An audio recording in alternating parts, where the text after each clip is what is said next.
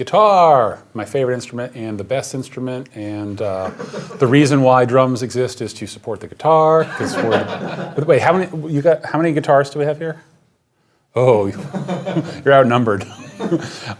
So yeah, we're going to talk a lot about guitar, and let's just kick it off with a little video of me recording Nice Hood's guitars in my studio.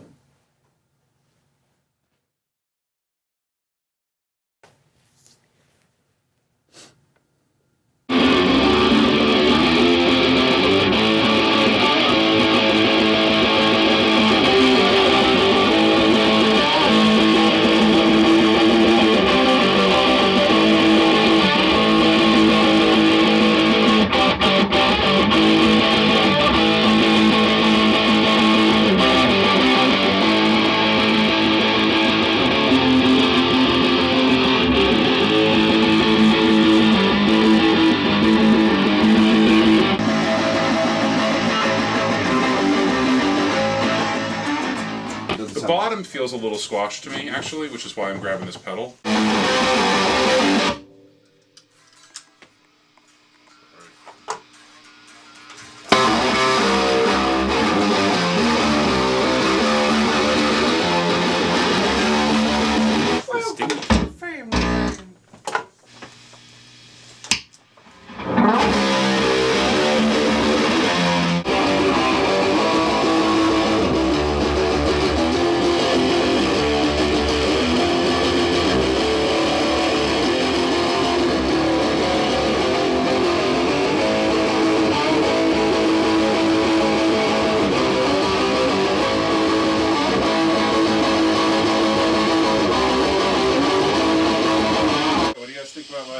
My strategy, I guess, right now is this pedal, this amp, that cab for you. Yep. The same guitar for both of you. Cool. And then the other pedal, the other head, but the same cab. Yeah. Should work. Yeah. Cool. And if it doesn't, we'll try something else.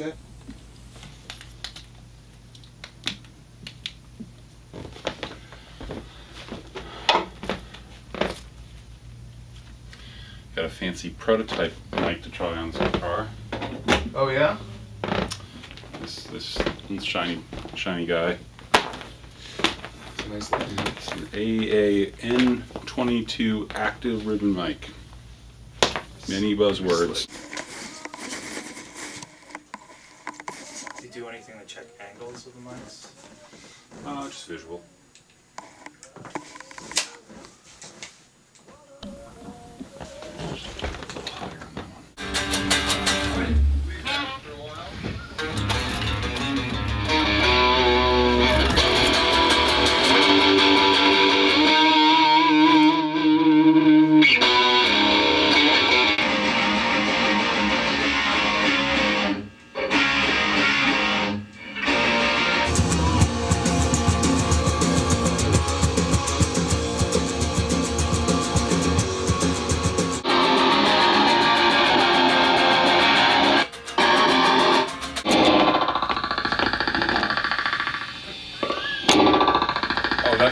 That's Predator. Yeah, yeah. The 3 red dots you show up on your forehead. Here I am! Come and get it to me!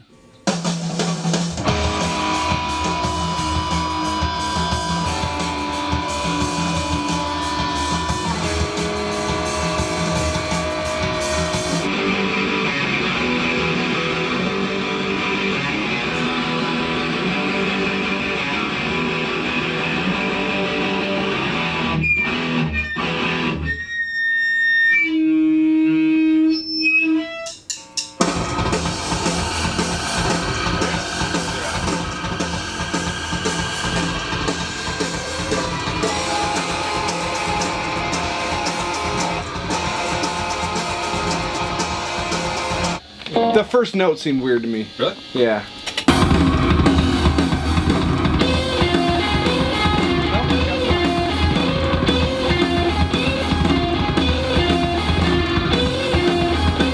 Yeah, I'm happy with It's supposed to be kind of like I'm bending it in different places just to make it. It doesn't sound like perfect every time. I kind of want it to sound a little gross. Well, you've achieved your goal. That's hanging out in my studio, and it's what I do. It's the fun to get to hang out with your friends all the time and make cool tunes. And that's what NISOs are, and I'm really thankful that those guys were able to make it out and make some cool tunes with me. So I'm just going to get right into the basics of guitar sounds. And so the first thing would be setting up your guitar. When a band comes into my studio, what I like to do first, especially if I'm not already familiar with them and we don't already have a recording plan, is to take a listen to what they sound like already before I try to change what they're doing. Try to like give them my stuff to play on. I want to hear and feel what their sound already is, and if they're playing on gear that they love, or if they're playing on certain gear just because that's what they happen to have. And so the first thing that I'll do is check out their instruments. Much like a lot of drummers aren't so hot at tuning their drums, a lot of guitarists aren't so hot at setting up their guitars. And so I kind of want to quickly go through guitar setup to give you guys some background on what to do to kind of optimize the guitar that you have. And if you have trouble playing your guitar, or if it's not set up well, then it's not going to record well. It's not going to come out in tune, and it's going to be more difficult to play, and just going to be challenging all around to record. So if your guitar is dialed in, everything else is going to be that much easier.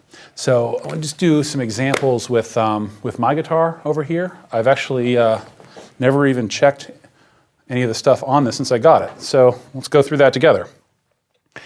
All right, so hopefully it won't attack me. And let's, can we pull up Pro Tools on the big screen? And I've got Amplitude 3 running there, and is a tuner? Yeah, there's a tuner over there. So, yeah. So first thing, before we start setting up the guitar, you want to make sure that you have a good instrument, an appropriate instrument for the style of music you're going to be working on. If you're doing like some metal, you probably don't want something with single coil pickups. If you're doing, some funk, you might not want humbuckers. So try to get like a good instrument for what you're doing. If you're doing like low-tuned stuff, you're probably going to be better off with heavier gauge strings and a longer scale length, because that'll give you more tension on your strings. And if you're playing a lot of rhythm stuff and not really doing any lead guitar or any bending, then it's totally fine if you have a wound G string on your guitar. But if you're doing a lot of lead guitar and bending and stuff, you might want to go with a wound G string. So my sort of bass tuning, I do a lot of different tunings in my band Converge, but my basic tuning is D standard, and I think that's approximately what this guitar is in right now. And this one is a 25.5-inch long scale length, which is the typical Fender, Stratocaster, Jazzmaster, and Telecaster scale length. The typical Gibson scale length is more like 24 3/4 or 24 5/8 or something like that. So this is, with like a Gibson, a lot of like lead guitarists like that because of the shorter scale length. It can be a little bit easier to bend strings, whereas like I'm mostly a rhythm player, so I like having a little extra tension. I feel like I get more tone and more consistent pitch in the extra tension that I get from a longer scale length and heavier gauge strings. This particular guitar right now has, I think, some clear tone strings on it that are gauge 54 on the low string, on the low D, all the way through 12 on the high D. Before I get into this stuff, there's one thing kind of interesting about guitar setup that's probably maybe a little beyond the average guitar player's ability, which is the height of the nut. If you're playing primarily rhythm stuff sort of down in first position, especially like if you're playing an acoustic guitar, typically you want to have a nut set pretty low so that the string height at the nut is, just barely above the first fret. So going from like open to first fret should feel about the same distance as going from a first fret fretted note to a second fret fretted note. When you do that, you sort of have to set it up so that the bridge is set kind of high and the strings have a high action further up on the neck, which is why it can be kind of difficult to solo on the typical acoustic guitar. If you're a lead guitar player and playing a lot in the high register, you might actually want your nut set a little bit higher.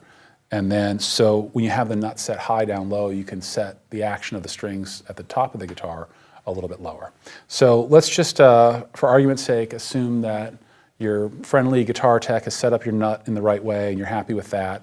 And then, you know, as you're getting ready to record and you want to make sure that your guitar is dialed in for the songs you're going to be playing, the tuning you're using, the string gauge, the atmospheric conditions and whatnot, because everything affects the action and the intonation. So wood used to be alive, wood moves, you can't rely on wood to always be in the same place. So as you change elevation and humidity, sometimes the neck moves around. And when that happens, you might need to make adjustments to the rest of the guitar for that. And as you change string gauges and tunings, the neck moves as well, so there's compensations you need to make for that stuff. So, Step one is to check out your neck and see if you need to adjust your truss rod. And the way that I like to do that is to press down at the first fret on any of the strings, and then press down with your other hand around, say, the 15th fret, and then look about halfway in between there to see if there's any gap between the strings and the fretboard. And there is a slight gap between the strings and the fretboards here. There's a slight gap between the strings and the top fret here, which means that there's some relief in the neck. And you always want to have a little bit of relief in the neck. Typically, if you had 3 arms and you could press down here and here, you could take a hand and then slide a pick in between one of the frets and the strings, and you should see about a pick's width of gap between the top of the fret and the bottom of a string. The neck on this guitar right now is a little bit too straight. It doesn't have a whole lot of relief. I'm not going to take the time to do it right now, but what I would do if I were to adjust the truss rod would be to take the truss rod cover off. On this style neck where it has a tilt back headstock, the truss rod's up here, but a lot of other guitars, you'll find, like on a Fender, you might actually have to take the neck off to do it because the truss rod adjustment is at the back of the neck. Occasionally you'll see it at the side of the neck. This one's up here. So what I would do to impart more relief in the neck, which is to bend the fretboard more in this direction, is I would take the truss rod cover off and do about a quarter turn counterclockwise, so to loosen the truss rod, and which will allow the strings to pull the neck up, giving you a little bit more relief in the neck.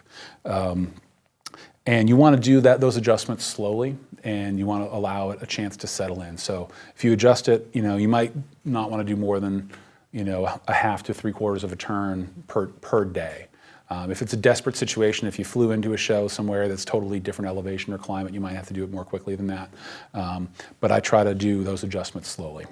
So once you have your truss rod set so that there's only a small gap, giving you just a little bit of relief in the neck, the next thing to do is to just, by feel, dial in the action. On a bridge like this happens to be a shallower roller bridge, so the radius of the strings is in a fixed position on all of the tunematic style bridges, and like the Gretsch type bridges, and I think like Mustang and Jaguar type bridges, unless you have an aftermarket one, do sort of some of those. I mean, not Mustang, Jazzmaster one's kind of fixed. Actually, I can't remember now. Anyway, I don't have individual control of the action of each of these strings, but I have master control of the bass and treble side. So I'll kind of like, by adjusting these thumb wheels, and sometimes they're really tight, sometimes you have to loosen the strings in order to do it, or grab them with some kind of pliers or something, adjust the action so that it's comfortable. I personally don't care if my guitar buzzes a little bit. I like pretty low action, not just because I'm lazy, but because the less I have to deflect a string, or really I'm trying to make it easy for myself, so the less I deflect a string, the easier it is, but also minimal deflection will create fewer intonation problems. So it's just, when I started playing saxophone as a kid, my instructor always told me, like, smaller movements are faster. So, if you have a guitar with kind of low action, you can do smaller movements, and you can play faster and more fluidly, and you're less likely to kind of bump into the adjacent strings when you don't want to. A reason for higher action is if you're playing really clean and you don't want to hear any buzzing, you might want to have higher action, or if you have a particularly highly radiused fretboard, like a lot of old Fenders do, particularly like Mustangs and Jaguars have extremely radiused fretboards. So with those guitars, like if you try to bend something on the B string, you're bending into the radius of the fretboard and it'll bottom out unless you have kind of high action. This neck has a compound radius on the fretboard, so it's pretty flat when you get to the top, so bending is easy up there, and I don't really have to worry about that on this guitar, so I can have pretty low action. If you have individually adjustable saddles, like a lot of Fender guitars tend to have, or things with a lot of hardtail bridge guitars have individually adjustable saddles. I think like Kahlers and Floyds might also. Then you want to try to be aware of the radius of your fretboard. There are radius gauges that you can buy, but you can also kind of do it visually and try to set it so that the radius of the top of the string sort of follows a similar radius to the top of your fretboard. Okay, so now you're at the point where you have selected a great string gauge that's appropriate for your tuning. You have your nut dialed in where you want it. There's a little bit of relief in your fretboard. You have the action, so it's feeling great. And at this point too, you may also want to adjust your pickup height to make sure that it's close, but the strings don't bottom out. Like if you do some kind of muting technique, like that's kind of bottoming out, you want to make sure the pickups are out of the way. And then the final thing to do, which is the thing that seems to confuse most guitarists, is the intonation. So the principle of intonation is that you want to make sure that each string will play in tune over the entire length of the fretboard. So here's my high D string, and I'm looking at my tuner if you want to switch to Pro Tools for a second. So I'm going to tune it up, and actually I can't really see it well from where I am, but it doesn't go green in the middle? All right, well, it's pretty much in tune. So what I want to do is sort of make sure that over the entire neck that it will still play in tune. So the easiest thing for me to do is to, instead of just hitting, actually one little trick, sometimes turning down the tone knob, which removes the attack a little bit from influencing the tuner, will give you a more accurate readout. I'm going to play the 12th fret harmonic on my high D string.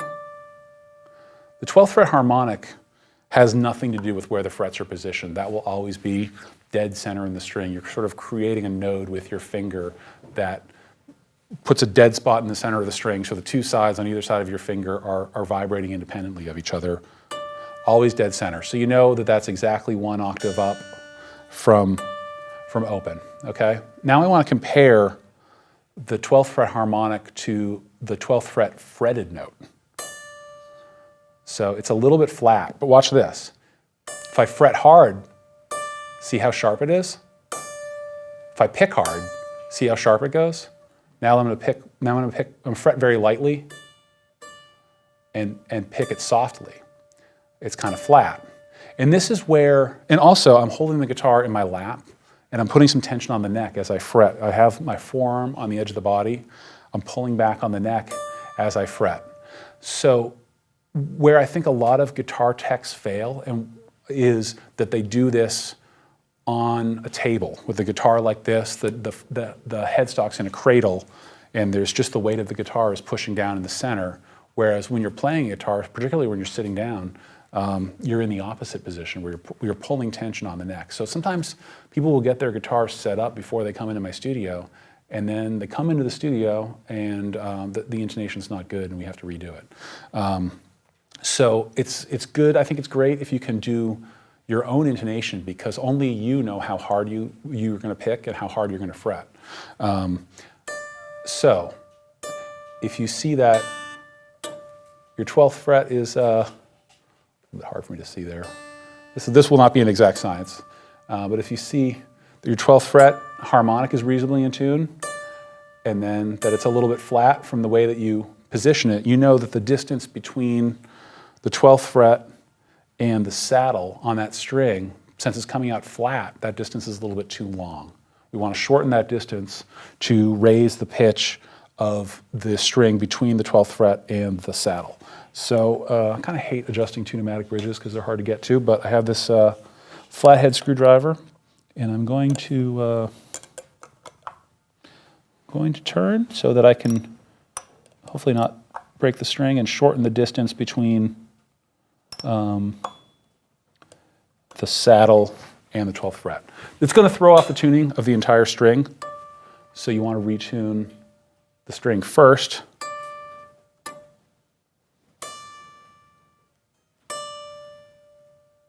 So it looks better now.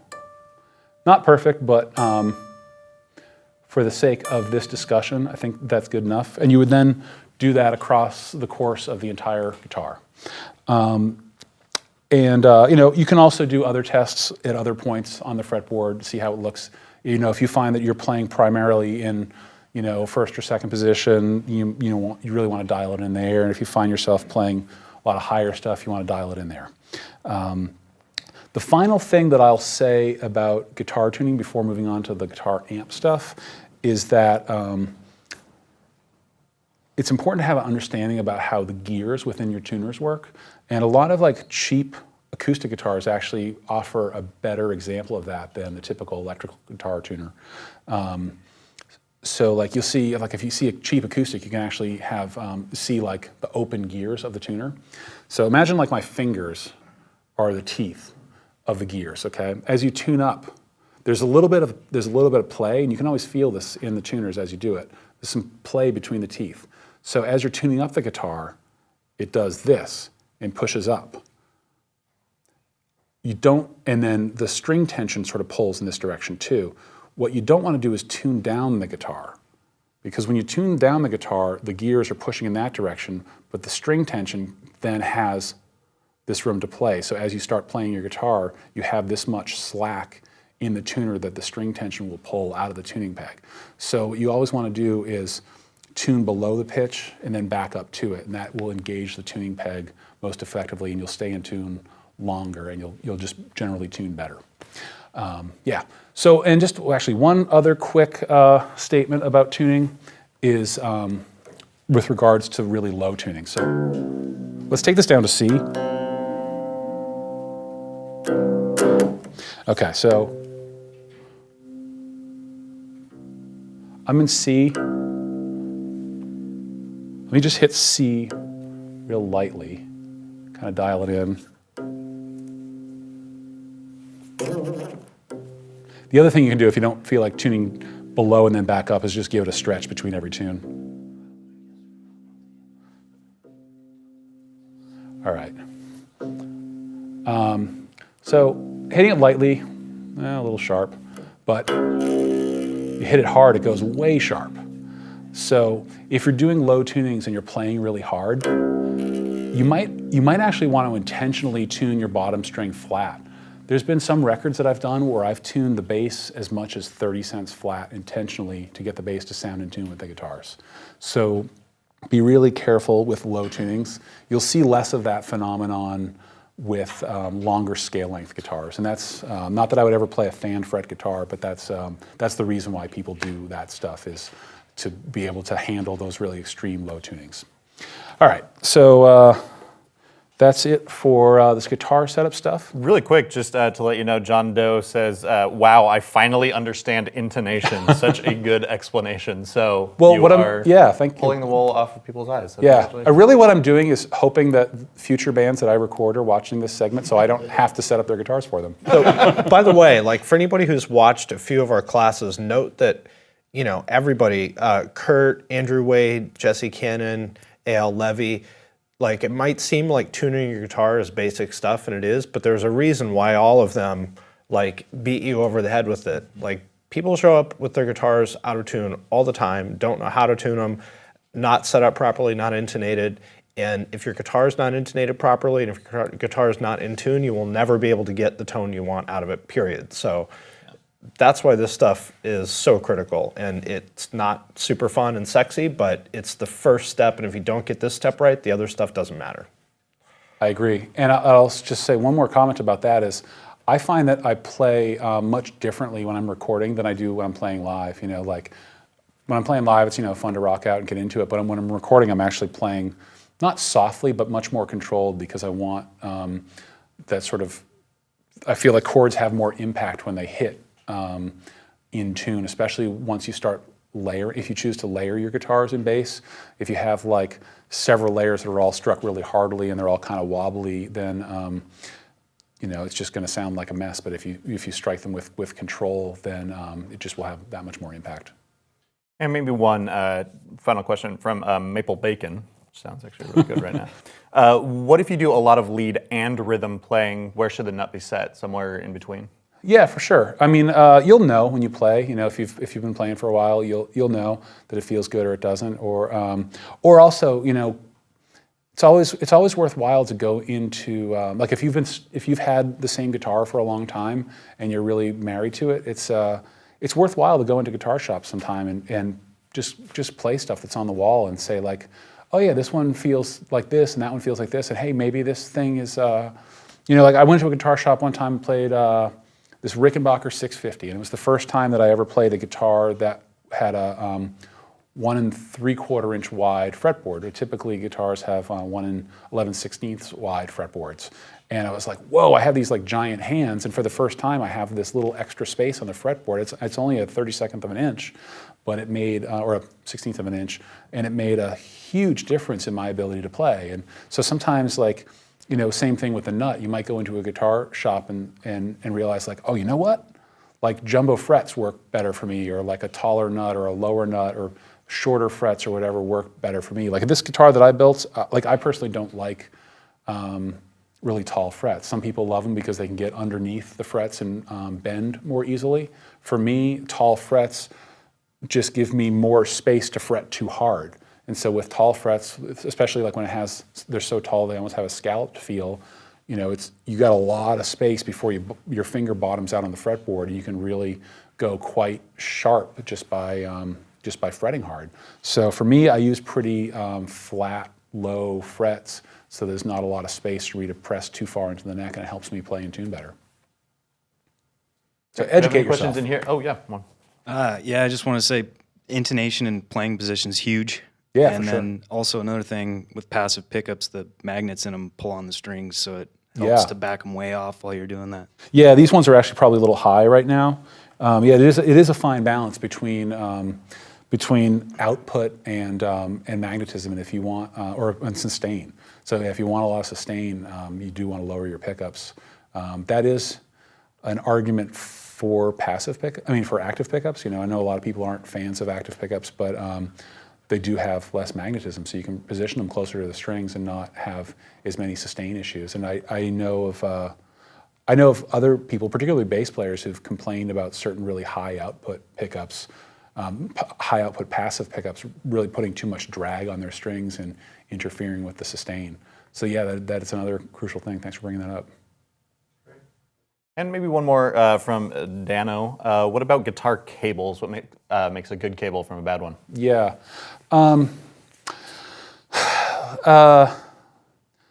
Well, that's certainly a long and hotly contested thing. Certainly, if you've ever a good thing you can do is take your regular guitar cable, plug into your amp, see how it sounds, then get like the smallest guitar cable you have and stand right up against your amp, plug that in and see how that sounds. You will absolutely hear more sparkle coming out of the shorter cable. There's a phenomenon called cabled capacitance, which you'll hear as a sort of a narrowing of the frequency response that happens with long cables.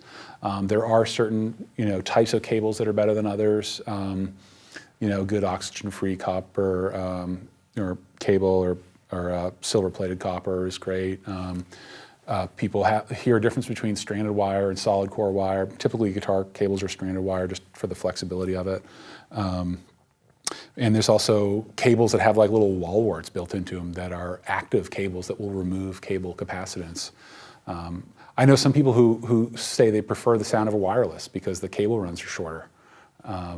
So that's something for you to determine for yourself, but good quality cables, like Mogami's and Redco's are great. What I have here is a new line of American-made Planet Waves cable, which has a specially designed jack that's sort of meant to be universal and work with a lot of different female jacks. So I can kind of plug this into any guitar and not worry about it working well. And I think these cables sound great. They're super durable. And mostly what I'm thinking about with the cable is durability and field serviceability. I try to steer away from cables with molded strain reliefs on the end, because those cables you can't open up if something goes wrong. You know, you can cut the end or sort of guess where the short might be, cut the end off, and then install your own connector later, which I do sometimes. But it's nice to have, you know, something like this. If somebody, you know, not uncommon in a Converge show for somebody to like yank on a cable or stand on a cable, and or you know, one guy's running one way, one guy's running the other way. Someone stands on a cable and the cable gets ripped in half or something. You can just, you know, cut it down and solder the connector back on the the stray half. So it's mostly, I think for me, cables are mostly about serviceability and you know, reliability than they are about ultimate sound quality. But I do try to always keep my cable runs as short as possible.